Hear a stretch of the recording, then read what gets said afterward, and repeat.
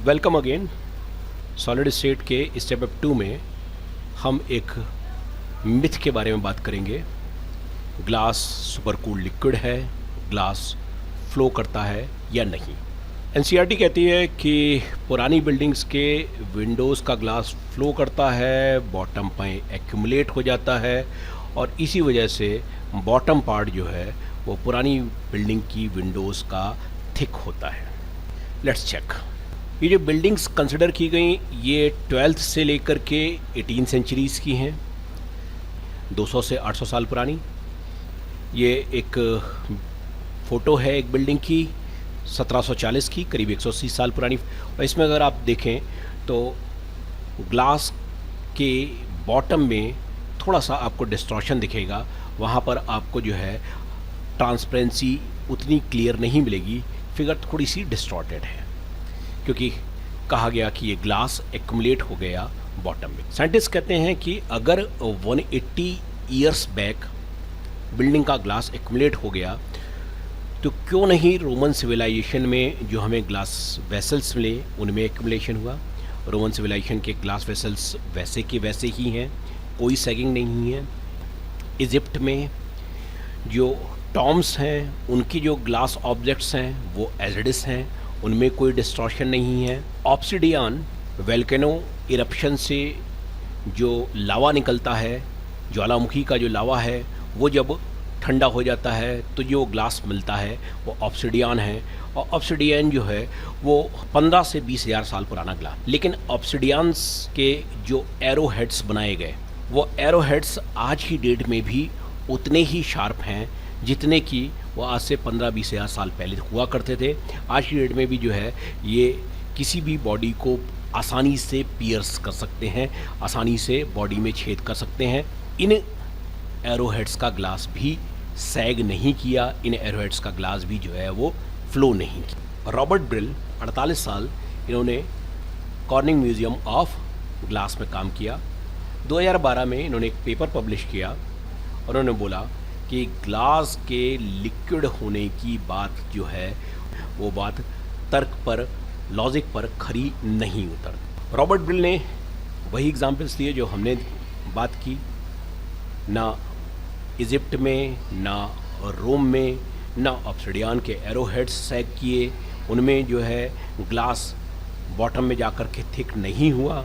जबकि ग्लास जो है वो यूरोप के कुछ बिल्डिंग्स के विंडोज़ में बॉटम में एक्यूमुलेट हुआ, वहाँ पर बॉटम में ज़्यादा हमें ग्लास की थिकनेस मिली। दूसरी बात रॉबर्ट ब्रिल ने बोली on the basis of viscosity. Viscosity हम लोग पढ़ते हैं लिक्विड स्टेट में, विस्कोसिटी जो है वो फ्लूइडिटी की रिवर्स प्रॉपर्टी। कोई भी चीज़ कितना फ्लो करेगी ये फ्लूइडिटी बताएगी, और कोई भी चीज़ फ्लो करने के टुवर्ड्स कितना रेसिस्ट होगी, कितना फ्लो नहीं करना चाहेगी, ये हमें विस्कोसिटी के हिसाब से मालूम चलेगा। जो ज़्यादा विस्कस सब्सटेंसेस होंगे वो फ्लो नहीं करेंगे, जो कम विस्कस सब्सटेंसेस होंगे वो आसानी से फ्लो कर जाएंगे। ब्रिल ने ग्लास की विस्कोसिटी के बारे में बताया और उन्होंने बोला कि ग्लास की विस्कोसिटी जो है वो पानी की विस्कोसिटी की 10⁻22 टाइम्स होती है। इसका मतलब पानी के फ्लो करने के कंपैरिजन में ग्लास के फ्लो ना करने की टेंडेंसी 10⁻22 टाइम्स है। और ये जो वैल्यू है ये वैल्यू इतनी ज़्यादा है कि इसके बेस पे हम ये सजेस्ट कर सकते हैं कि ग्लास फ्लो नहीं करता है रूम टेम्परेचर पर। एक और बात, लेड जो है वो एक सॉफ्ट मेटल है, इसको जो है वो हम ब्लेंड कर सकते हैं डिफरेंट शेप्स में, ब्लेंडेबल है, प्लेएबल है। लेड के जो हैं वो छोटे छोटे पाइप्स बनाए जाते हैं और इन पाइप्स के बेस पे हम जो है वो फ्रेम बना सकते हैं, और इस फ्रेम में अगर आप छोटे छोटे ग्लास के पीसेस एडजस्ट करें तो आपको जो है वो ग्लास की विंडो, ग्लास का ऑब्जेक्ट मिल जाएगा।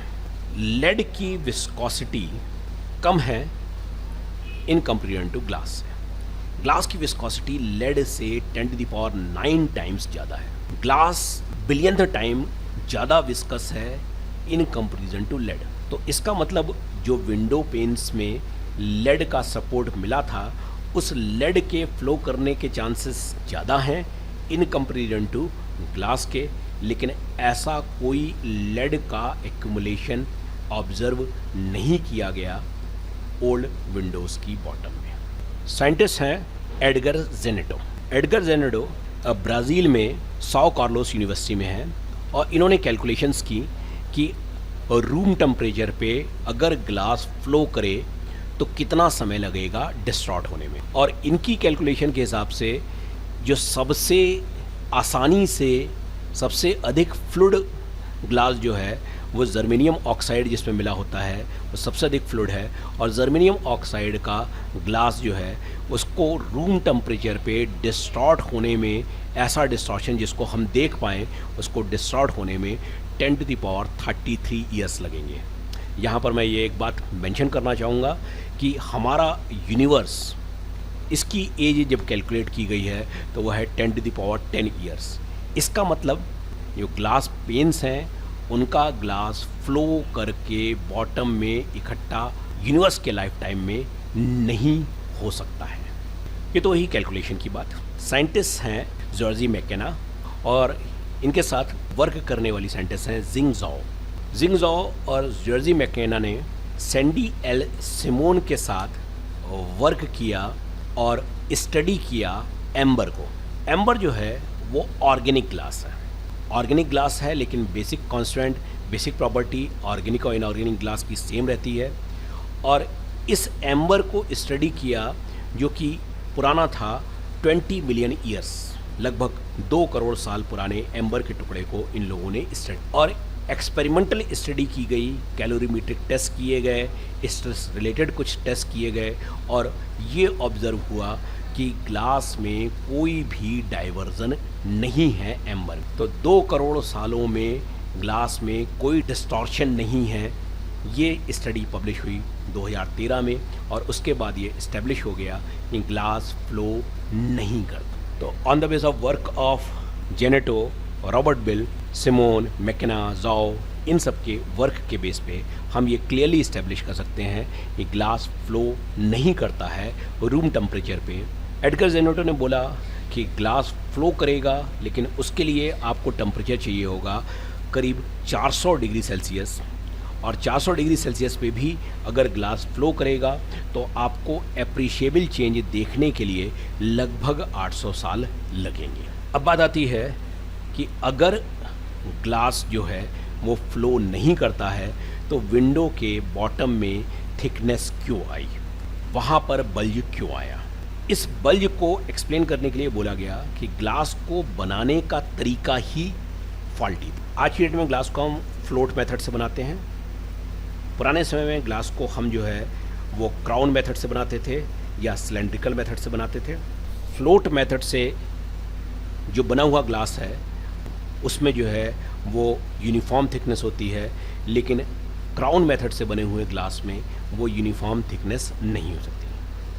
क्राउन मेथड में आप एक हॉट ग्लास की बॉल को, स्फेरिकल बॉल को स्पिन करते थे जिससे कि वो स्प्रेड हो जाता था सर्कुलर प्लेट में। एक वीडियो के थ्रू देखते हैं। यहाँ पर ये हॉट ग्लास की स्फेरिकल बॉल है और देखिए क्या कर रहे हैं हम इसके साथ।